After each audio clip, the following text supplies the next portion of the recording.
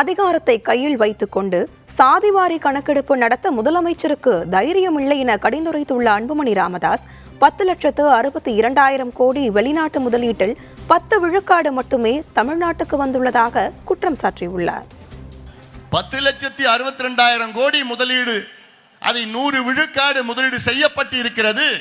அதில் 32 லட்சம் பேருக்கு வேலைவாய்ப்பு வழங்கப்பட்டு இருக்கிறது என்று ஒரு முழு பொய்யை முதலமைச்சர் அவர்கள் சொல்லியிருக்கின்றார்.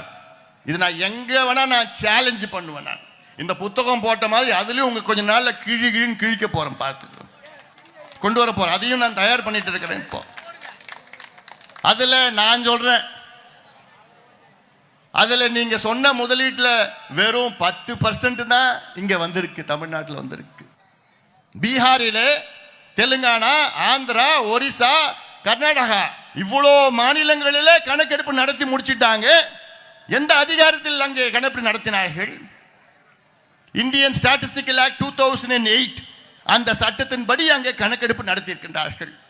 அந்த சட்டத்தின்படி பஞ்சாயத்து தலைவர், இந்தியாவில் உள்ள அனைத்து பஞ்சாயத்து தலைவர்கள் கூட அவர்கள் பஞ்சாயத்திலே சாதிவாரி கணக்கெடுப்போ அவர் எந்த கணக்கெடுப்போ நடத்துவதற்கு அதிகாரம் இருக்கிறது.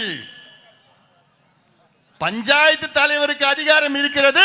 ஆனால் தமிழ்நாட்டின் முதலமைச்சர் ஸ்டாலின் அவருக்கு அதிகாரம் இல்லையா?